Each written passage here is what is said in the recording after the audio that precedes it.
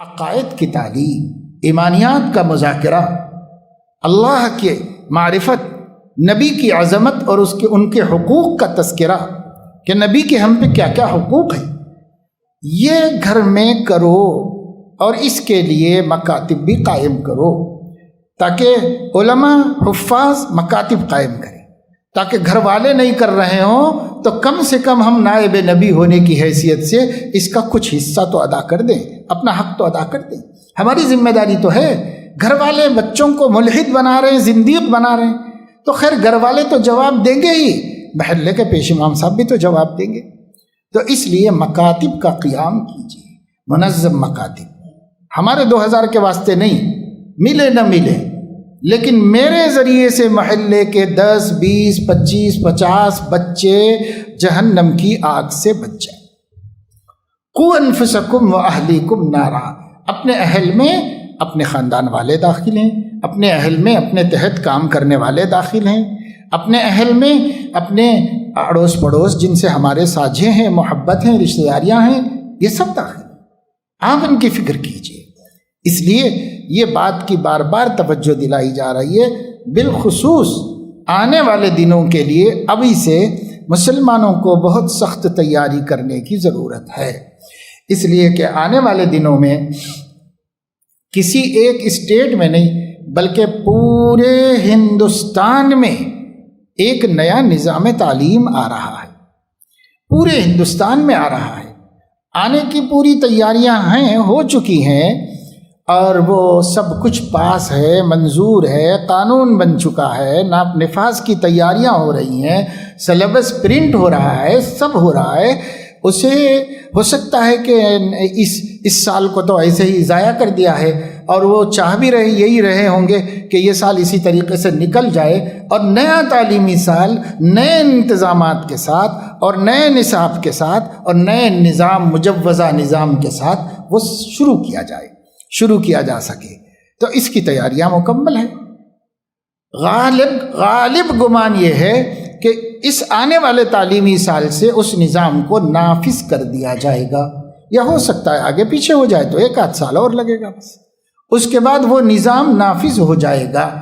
اس نظام میں کوئی، کہتے ہیں ماہرین کہ تعلیمی خرابی نہیں ہے، نصاب اچھا ہے، نظام اچھا ہے، ترتیب اچھی ہے، اور بچوں کے پڑھنے میں جو سہولتیں دی گئی ہیں وہ سہولتیں بچوں کو زیادہ سے زیادہ تعلیم یافتہ بنانے میں مددگار ہے، معاون ہیں۔ بہت خوبیاں لوگوں نے اس میں دیکھی ہیں، اور بہت خوبیوں کا لوگ ذکر کرتے ہیں۔ جو ماہرین ہیں، دنیا بھر کے نظاموں کے ماہرین ہیں، وہ بھی اس کی تعریف کرتے ہیں۔ تو یہ کوئی گیا گزرا نہیں ہے، اس نصاب سے وہ خطرہ نہیں ہے۔ اس نصاب میں جو روح شامل کی گئی ہے وہ روح توحید کے خلاف ہے، اور کسی مذہب والے کو کوئی خطرہ نہیں ہے، سب کے لیے وہ بہترین اچھی چیز آ رہی ہے۔ صرف مسلمان کے لیے یہ خطرہ ہے کہ ان کے بچوں کے اندر سے توحید کی اسپرٹ ختم ہو جائے گی۔ اس کا خطرہ صرف مسلمان کو ہے، وہ کسی کو نہیں۔ توحید، اس لیے کہ پورا کا پورا نظام وہ بنایا گیا ہے شرک کی بنیادوں پر، اور اس کا نام ہندوازم یا ہندو کلچر نہیں رکھا گیا ہے، کیونکہ پتہ ہے کہ اس سے کوئی قبول نہیں کرے گا، اس لیے اس کا نام رکھا گیا ہے بھارتیہ کلچر۔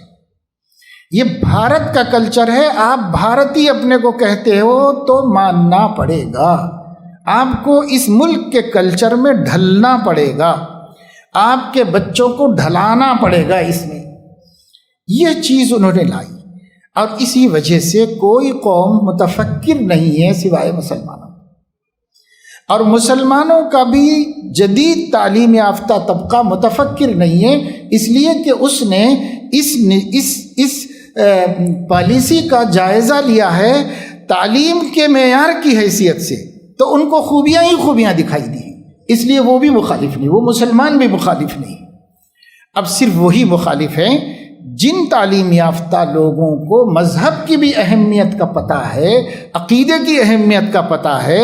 ہمارے ایسے اسکالرز اور جدید تعلیم یافتہ لوگ، ان لوگوں کو فکر ہو گئی ہے، اور انہی کے سمجھانے سے ہم علماء نے سمجھا ہے کہ اس میں یہ خطرہ ہے، اور یہ خطرہ بہت بڑا خطرہ ہے، معمولی خطرہ نہیں۔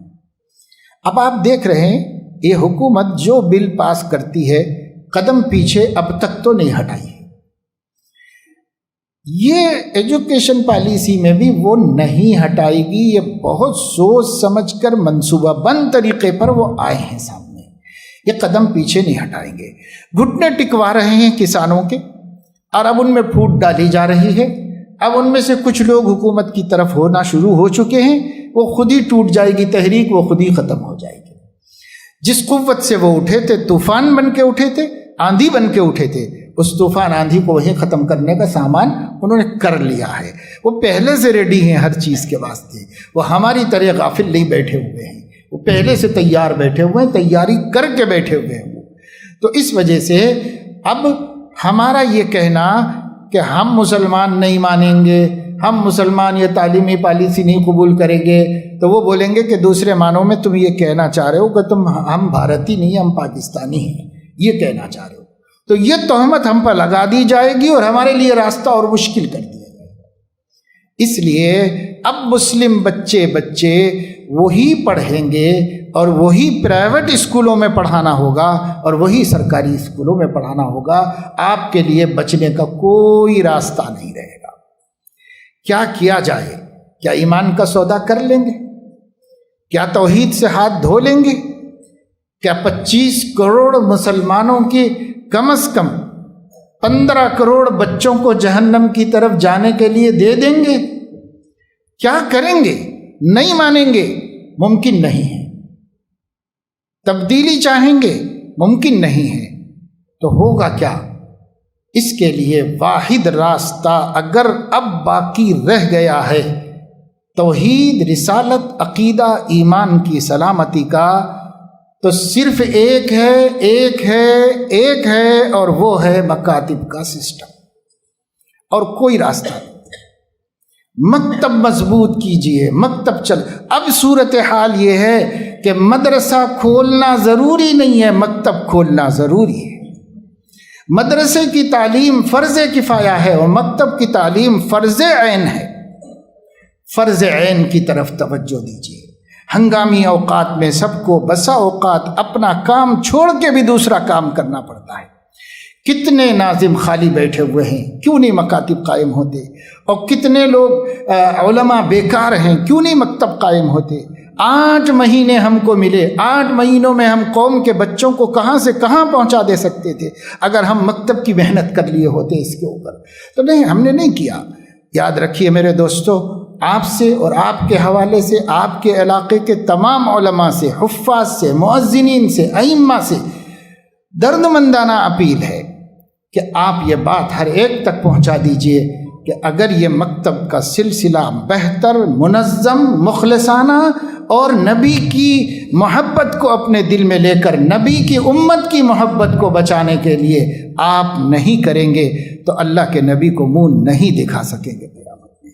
یہ اتنی بڑی ذمہ داری ہے۔ اب دوسرے کام کم کیے جا سکتے ہیں، دوسرے کاموں کی زیادہ فکر اب نہ کریں تو چلے گا۔ اب اس کی فکر ہو کہ ملت کی نئی نسل کا ایمان ہم مکتب سے بچا کر اسکول بھیجیں۔ اگر یہ مومن بن کر نہیں جائیں گے تو مشرک بن کے واپس آئیں گے۔ یہ صورتحال وہاں پر ہو چکی ہے، اس کا انتظار ہے۔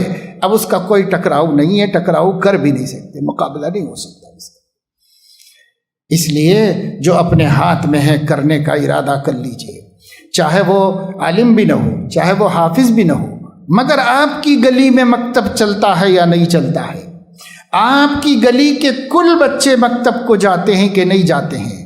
آپ چاہے حافظ نہ ہو، عالم نہ ہو، لیکن اپنی گلی کی فکر کیجیے، اپنی گلی کے حد تک فکر کر لیجیے، میری گلی کے بچے مکتب جاتے ہیں کہ نہیں جاتے ہیں، اس کی فکر کیجیے، ورنہ یہ طوفان ہے، طوفان ہے، اور بہت بہت خطرناک طوفان ہے۔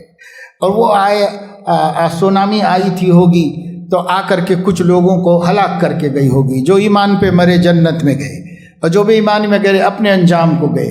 اتنا ہی تو ہوا۔ یہ طوفان، یہ سیلاب، یہ موجیں ہماری زندگی لے سکتی ہیں، ہماری جان لے سکتی ہیں، لیکن یہ جو طوفان، جو سیلاب آ رہا ہے اور مضبوط موج خطرناک موج کی شکل میں آ رہا ہے، یہ ہمارے بچوں کا ایمان لینے والا ہے، اس سے کم کے لیے راضی نہیں ہے، ایمان لینے والا ہے۔